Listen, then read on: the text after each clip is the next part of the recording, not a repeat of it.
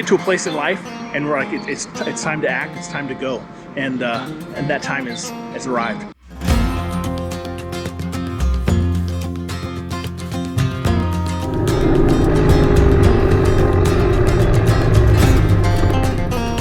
I'm ready to go, but the bike isn't ready.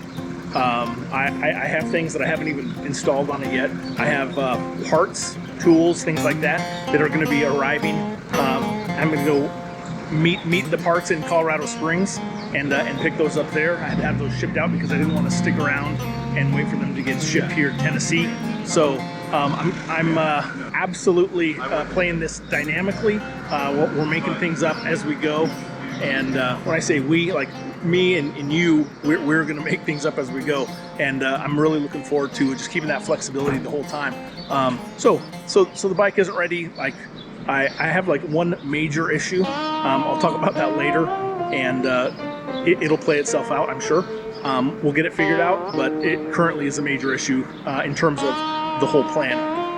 But that's all right, because we're still going to go. We're not going to stop. We're not going to wait and delay, because I think that would not be best overall. Now I'm going to introduce you to my traveling companion. I still don't have a name for her, but here she is, and we'll go over all the details: camping gear, expedition gear, safety gear, all that. But not right now. I don't have an exact route right now planned out for the trip. I was talking to some folks today, and they said, "Hey, like, where do you plan on going today?" And I'm like, "Just west." Where do you plan on staying? Wherever. So that essentially is where we're at in terms of being ready. They'd recommend, hey, maybe you should stick around a few more days and figure out a specific route. And I kind of thought that would take away from some of the magic and some of the spontaneous opportunity that I'll find, stumble across, and it'll also cause more challenges. Here are a few details about the plan as it stands right now. It's a very loose plan, and we're going to keep it flexible like that the entire time. One of the things that we're going to do for sure is get up to the Arctic Ocean, and we may do it twice. We may do it once through Yukon into the Northwest Territories, and we may do it also in Alaska. And so I have a few different roads planned out, a lot of just rugged outdoor experiences. I'm really looking forward to what the future holds and finding the things that I couldn't have planned. I have some general ideas. I have a list of a few places that I want to get to, but certainly if I don't make them all, that's okay. And if I find someplace else and I want to stay there for a couple extra days or longer, then I'll do that as well. So we'll see what the future holds, but I look forward to taking you on this trip together. All right, let's get this thing started.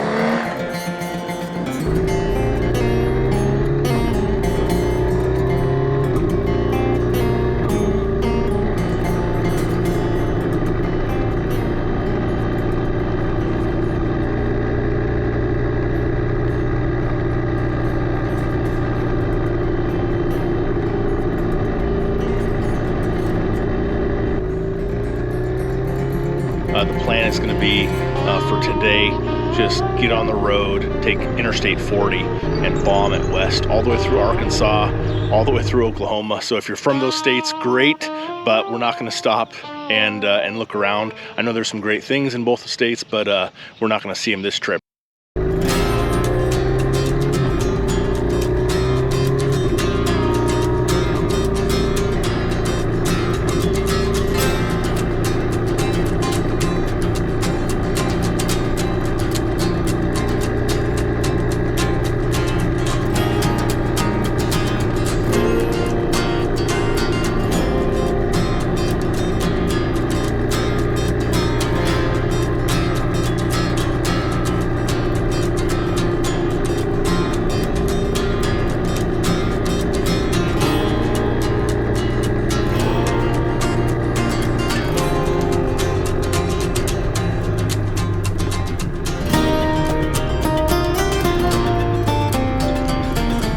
Hey folks, right now I'm at Loretta Lynn's ranch here in western Tennessee, and it is a great place to stop. It's a great place to camp if you are coming through this area. It's a lot of fun. They do have some major events here. There's a motorcycle track, there's a dirt flat track, there's a motocross. The first time I actually came here was during a music and motorcycle revival, and it was a ton of fun. Definitely recommend coming through here if you're in the area. Check this place out.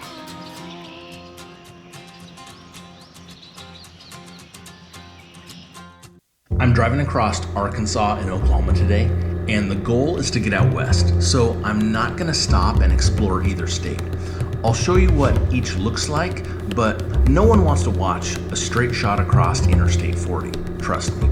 So instead, I'll share some useful information about riding in this part of the country and a quick story or two about each state. My goal is to help you learn something new by the end of the video and entertain you along the way. Arkansas, the natural state, joined the Union in 1836 as the 25th member of the U.S. And prior to that, it was part of the Louisiana Purchase, and that name is a little deceiving. Yes, we did offer to purchase New Orleans for $10 million, but France counteroffered by throwing in the rest of the land from the Mississippi River west to the Rocky Mountains for just $5 million more. So the U.S. was able to buy 828,000 square miles for $15 million total. And on behalf of the farmers, ranchers, and great Americans in the central U.S., thank you, France. So that's how we picked up both Arkansas and Oklahoma. All right, if you want to know the best information about motorcycling in Arkansas, start at their website. They've actually done a really good job curating a list of 25 on-road routes and 6 adventure off-road routes. They also suggest places to stay and things to see along the way. It's a great resource, and how I found several fun roads to ride in Northwest Arkansas. You can download or just browse through a digital magazine on their website that has all kinds of information. Not only the motorcycle routes, but little hikes and side trips to do also, and fun things about the communities that you'll be riding through. I've done some of the routes in the northwest corner of the state in the Ozark Mountains, and the roads were a ton of fun. They're reminiscent of winding roller coasters. The twists, the turns, and the rolling roads are endless in the Ozarks. And when you're in that part of the state, I do strongly recommend to take a quick side trip north to Big Cedar Lodge. This property was created by Johnny Morris, a conservationist and the founder of Bass Pro Shops, who's often called the Walt Disney of the outdoors. And this gem in the Ozarks does not disappoint. Make dinner reservations at Osage Restaurant plenty of time in advance if you want to sit at my table and enjoy the best views. The food was phenomenal, and so was the experience. Watch the sunset ceremony, enjoy your evening, then wander down to the wine cellar. Oh, and if you're not staying in the cabins, the cottages, or glamping, find a spot to change out of your riding gear to freshen up first. You'll thank me later. If you're into golfing, then you probably already know that Big Cedar Lodge was recently named the #1 golf resort in the US, passing many famous names like Pinehurst, Sea Island, Oregon's Bandon Dunes, and the legendary Pebble Beach. But the best part, and why I'm sharing my experience at this amazing resort, is because all of Big Cedar's courses are part of a not-for-profit conservation foundation. The greens fees for every round of golf played goes to help support conservation efforts, and that is worth sharing. The team at Butler Maps has curated an impressive collection of motorcycling roads, and I often use their ranking system to find routes when traveling. Northwest Arkansas has some great roads to ride. You can see some of them here in red. The very top ranked are Butler's Gold routes. If you find yourself in southwest part of the state, you'll run into a small town called Texarkana, which isn't particularly great for riding, but this was the home of Scott Joplin. And if you're like me, that name didn't mean anything until I learned that he wrote this. He wrote The Entertainer in 1902. Scott Joplin, a Pulitzer Prize-winning composer and the father of ragtime music. Here are a couple of artists from Arkansas you may recognize. The Man in Black, Johnny Cash, and Billy Bob Thornton. Did you know Arkansas was the site of a nuclear weapon incident? Here's what happened. On September 18, 1980, a Titan II intercontinental ballistic missile, ICBM, near Damascus, Arkansas, blew up in its silo. The incident began when an Air Force member dropped an 8-pound socket from his 3-foot-long wrench.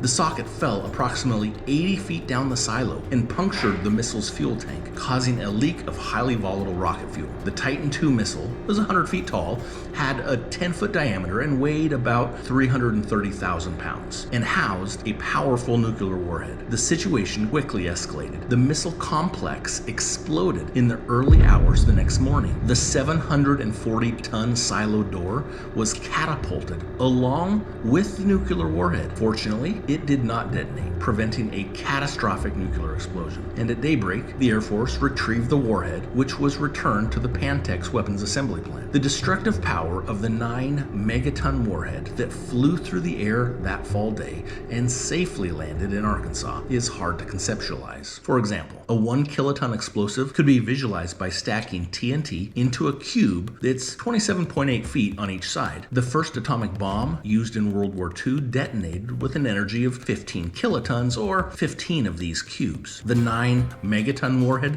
that landed in Arkansas was equivalent to 9,000 of these cubes. The Titan II weapon program came to an end in 1987. That story got us through Arkansas. Oklahoma should be easy, right? I sure hope so, because this road is not any fun. Oklahoma. Its skies are renowned for their breathtaking beauty. Vivid sunsets and expansive cloud formations are common. However, those same conditions that create beautiful views also contribute to the region's dynamic and often destructive weather patterns. Oklahoma is situated in Tornado Alley, a region where warm, moist air from the Gulf of Mexico meets cool, dry air from the Rocky Mountains and Northern Plains. This convergence of air masses creates an environment ripe for severe weather. The collision leads to the development of strong thunderstorms, which can escalate into supercells and create tornadoes. Oklahoma ranks second, only to Kansas, for the number of tornadoes each year. Moreover, the flat terrain of Oklahoma allows weather systems to move unimpeded, amplifying the intensity of the storms. The state's location also subjects it to frequent shifts in the jet stream patterns, which can rapidly change weather conditions from calm and clear to volatile and stormy. While the dynamic skies of Oklahoma offer stunning natural displays, they are also a reminder of the powerful forces at play in the atmosphere, capable both of awe-inspiring beauty and formidable destruction. I did some research on Oklahoma motorcycling roads. The state does publish a list, but I'm not going to recommend any of them for 2 reasons. Most importantly, I haven't spent much time there, and I don't have personal experience with the routes, and I don't feel comfortable recommending them.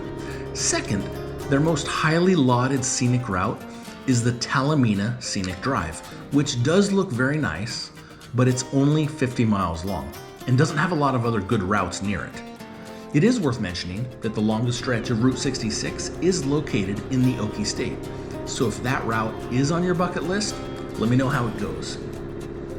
If you're going to Oklahoma, consider taking some time learning about the arts, culture, and history, because it's probably more likely to impress you than any roads you'd experience. There's a surprising number of country music stars who were born and raised in Oklahoma. Garth Brooks, Carrie Underwood, Reba McEntire, Blake Shelton, Toby Keith, and Vince Gill. And we can't talk about Oklahoma musicians without mentioning Woody Guthrie, who wrote "This Land Is Your Land."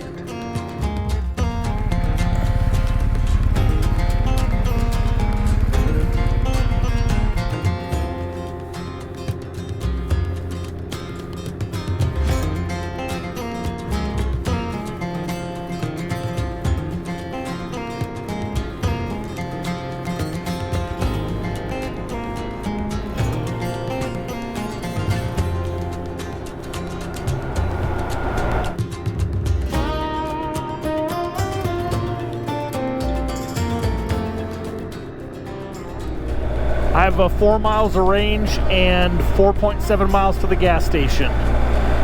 The fuel indicator looks like it's on 0.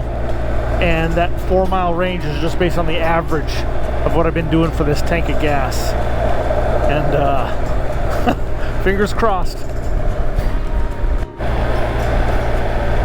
All right, 3 miles of range, 2.4 to go. I switched into the economy mode, set the cruise at 60. That's like 15 miles an hour underneath the actual speed limit here.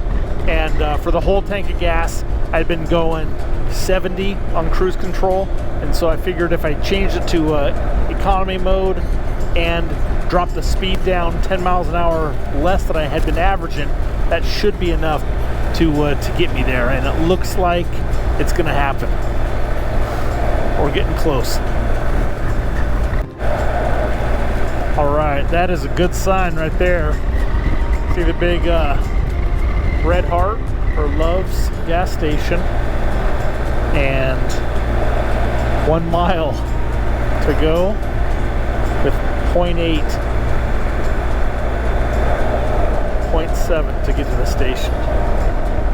That is cutting it close, kids. That is cutting it close. We made it. Yeah, just pounded a large iced coffee, and after that last run to get in here, I definitely could use the pickup. So gonna get back on the road and push it to Texas. All right, let's do this.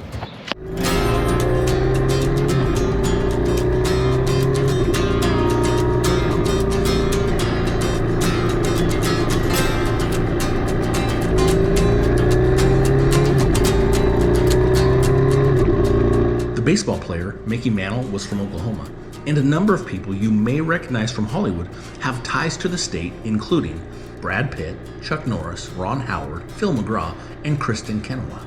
You may not recognize some of them, but you probably are familiar with this guy. No, he's not from Oklahoma, but one of his more recent works is called Tulsa King.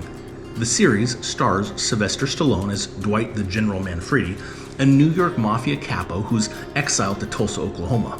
The creator is Tyler Sheridan, who also created the hit series Yellowstone and was an actor in the TV series Sons of Anarchy, which brings us back full circle to what this video is really about. That's motorcycling. Wow.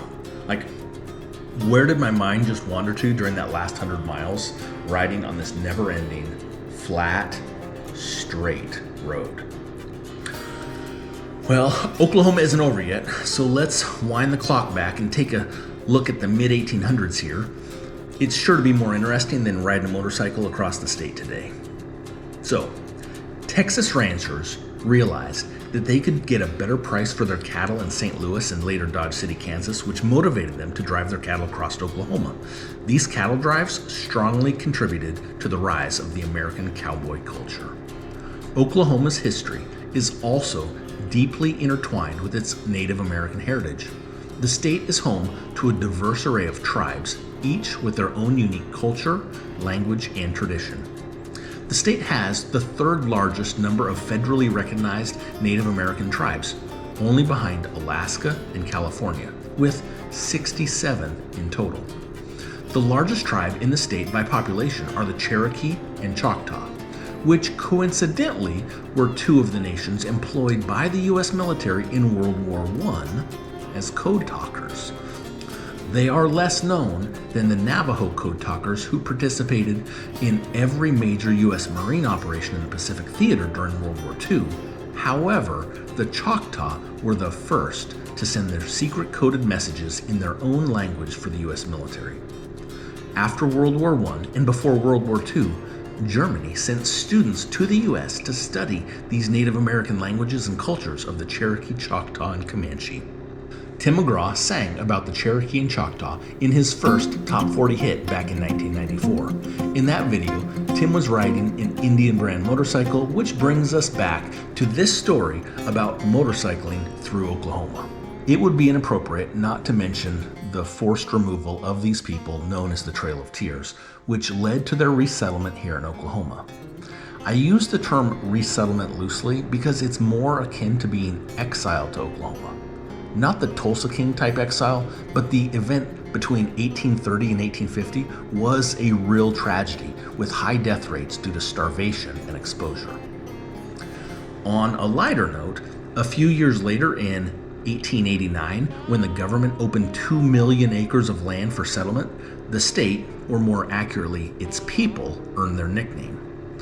There was a land rush that was scheduled with a specific start time that would be marked by starting pistols. However, many people attempted to claim land before the official start of the land rush. They were known as Sooners, or as I like to call people who cheat in races, cheaters. Calling someone a Sooner these days just isn't as offensive as it used to be. And in 1907, Oklahoma became a state, and the rest is history. I'm still not out of Oklahoma yet, but thanks to the marvels of modern technology, we're gonna jump cut all the way to Texas.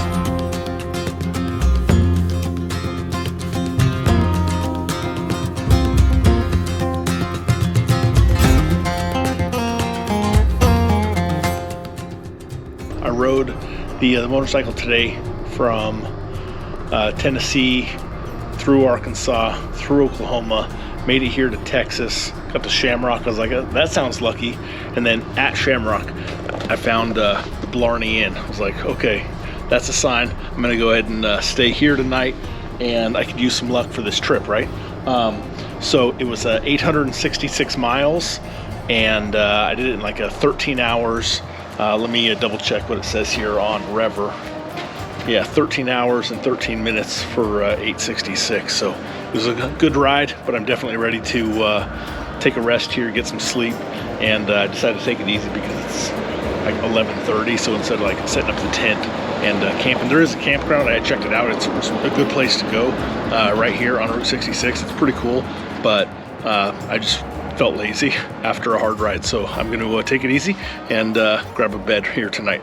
All right, let's do this again tomorrow.